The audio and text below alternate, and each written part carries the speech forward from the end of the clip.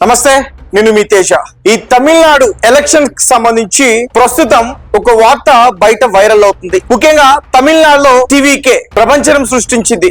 ఎవరు ఊహించిన విధంగా ఎక్కడైతే పోటీ చేశారో ఆ నియోజకవర్గాల్లో ఆ క్యాండిడేట్స్ అందరూ కూడా చాలా బంపర్ మెజార్టీతో గెలిచారు. దగ్గరగా 108 సీట్ల వరకు కూడా వారికి వచ్చాయి. అయితే దీని వెనక త్రిష పాత్ర చాలా గట్టిగా ఉందని అందరికీ తెలుసు. అయితే ఇదంతా కూడా ఒక పగ అంట. ఎస్, ఉదయనిధి స్టాలిన్ త్రిష యొక్క మాజీ లవర్, అంటే మాజీ ప్రియుడు. వాళ్ళిద్దరూ కొన్ని రోజుల నుంచి ప్రేమించుకున్నారు. దాని తర్వాత వాళ్ళిద్దరి మధ్య విభేదాలు వచ్చాయి.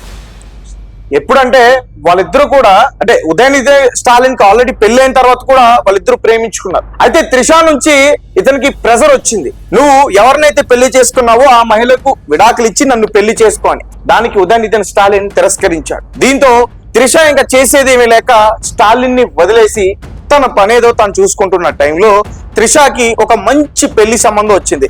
అతనే వరుణ్. సో వాళ్ళిద్దరు కూడా ఎంగేజ్మెంట్ చేసుకున్నారు. ఆ పిక్ కూడా నేను మీకు చూపించే ప్రయత్నం చేస్తాను. ఈ ఫోటో రైట్ చూసారు కదా, ఉదయనిధి స్టాలిన్ త్రిష వాళ్ళిద్దరి మధ్య ప్రేమాయణం బాగా నడుస్తున్న టైంలో ఆ ఫోటో అది. తర్వాత వాళ్ళిద్దరి మధ్య బ్రేకప్ అయిన తర్వాత ఇతను వరుణ్ బిజినెస్ మ్యాన్, ఇతను తమిళనాడులో, వీళ్ళిద్దరు కూడా ఎంగేజ్మెంట్ చేసుకున్నారు. ఇదిగో ఆ ఫోటో.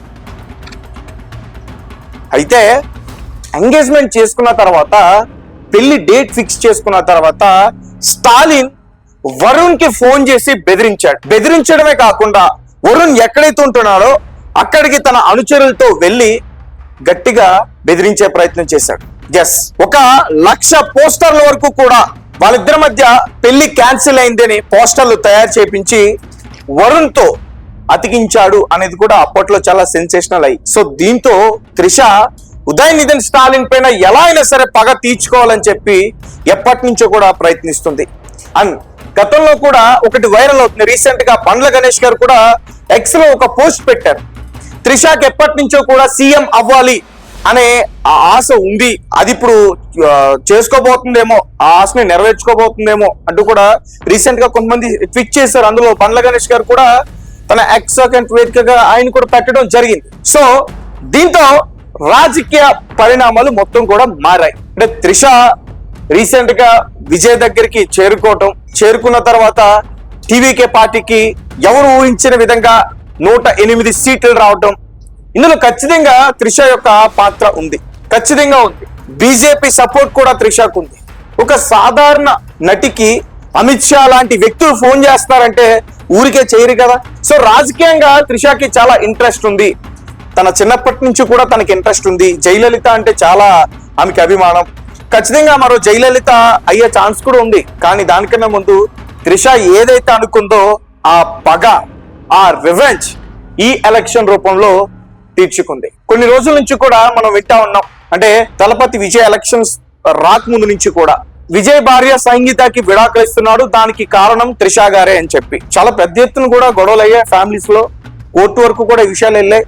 ఇప్పుడు ఈ 2026 మధ్య నెలలో వాళ్ళకి తీర్పు వచ్చే అవకాశం కూడా ఉంది.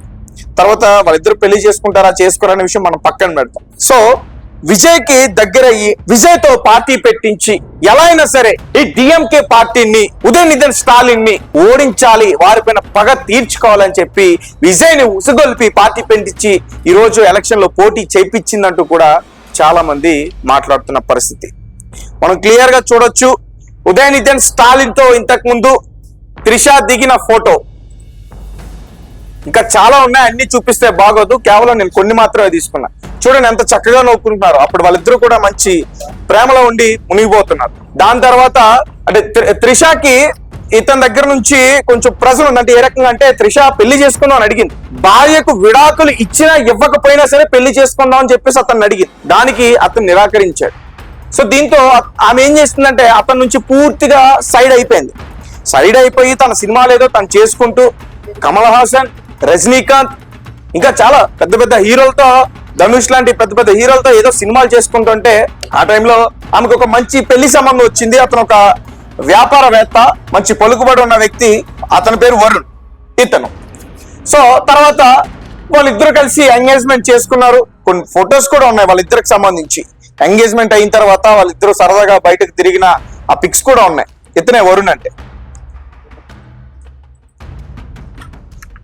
వీళ్ళిద్దరిని చూసిన స్టాలిన్ జీర్ణించుకోలేక వాళ్ళిద్దరిని ఎలా అయినా సరే విడగొట్టాలి, ఎలా అయినా సరే పగ తీర్చుకోవాలి అని చెప్పి ఆలోచించి వాళ్ళిద్దరు ఏదైతే ఎంగేజ్మెంట్ చేసుకున్నారో దాన్ని చెడగొట్టి, ఆ పెళ్లి డేట్ ఏదైతే అనౌన్స్ చేసుకున్నారో దాన్ని చెడగొట్టి వాళ్ళ ఇంటికి వెళ్ళి బెదిరించి కొడతాను, లేకపోతే అంటే ఏదైతే రాజకీయ పలుకుబడి ఉపయోగిస్తానో, నువ్వు తమిళనాడులో ఎలా బ్రతుకుతావు అని చెప్పేసి అతన్ని బెదిరించి మొత్తానికి అతనితో మా ఇద్దరి మధ్య పెళ్లి క్యాన్సిల్ అయ్యింది అని 1,00,000 పోస్టర్లు కొట్టించాడు. తర్వాత ఆ 1,00,000 పోస్టర్లు అంటించారు, బయట అంటించారు గోడలకి, అక్కడికి త్రిషాకి వరుణ్కి పెళ్లి క్యాన్సిల్ అయిందని అంటించారు. దీంతో అది చాలా పెద్ద ఎత్తున వైరల్ అయిపోయింది. ఇక త్రిష తల దించుకునే పరిస్థితి, ఇంకా ఎలాంటి హీరోయిన్ పాపం తన జీవితం అలా అయిపోయింది. సో దీంతో త్రిష ఏదో ఇంకా నా జీవితం అక్కడితో అయిపోయిందని అనుకోలే. త్రిష ఏం చేసింది, వీడిని ఎట్లయినా సరే దెబ్బ కొట్టాలి, ఈ స్టాలిన్ గారిని ఎట్లయినా సరే దెబ్బ కొట్టాలని చెప్పి త్రిష ఒక ప్రణాళిక చేసుకుని విజయ్ని దగ్గర చేసుకుని విజయ్తో పార్టీ పెట్టించి ఆ విజయ్తో ఈరోజు ఆ డిఎంకే పార్టీని ఓడగొట్టే ప్రయత్నం చేసింది. సో మొత్తానికి ఇది జరిగింది. వీళ్ళ మధ్య ఉన్న ట్రయాంగిల్ లవ్ స్టోరీ ఇది ఒక రకంగా చెప్పాలంటే. సో ఉదయనిధి స్టాలిన్ ని చావు దెబ్బ కొట్టిన త్రిష ఎస్ పగ తీర్చుకుంది, రివాంజ్ తీర్చుకుంది, అది విజయ్ రూపంలో. సో ఇప్పుడు ఏం జరుగుతుంది, మనమంతా ఇప్పుడు త్రిష విజయ్ మధ్య చీలిక వచ్చేసింది, విడిపోతున్నారు, రెండు భాగాలు అయిపోతున్నారు, ఇదంతా అనుకున్నాం. అదంతా ఏం లేదు. విజయ్ ఏం చెప్తే త్రిష అది వింటుంది, త్రిష ఏం చెప్తే విజయ్ అది వింటాడు. వాళ్ళిద్దరి మధ్య అంత అనురాగం ఉంది, ఇప్పుడు అంత మంచి బంధం ఉంది. ఇప్పుడు రేపో ఎల్లుండో ఖచ్చితంగా పెళ్లి డేట్ కూడా అనౌన్స్ చేసే పరిస్థితి ఉంటుంది వారిద్దరు. సో గైస్ చూసారు కదా, మన పెద్దవాళ్ళు చెప్తా ఉంటారు, ఆడవాళ్ళు తలుచుకుంటే రాజ్యాలే కూలిపోతాయని. నేను చాలా సందర్భాల్లో కూడా అది విన్నాను, చూశాను కూడా. ఇప్పుడు మరొకసారి ఈ తమిళనాడు రాజకీయాల్లో నేను చూసా.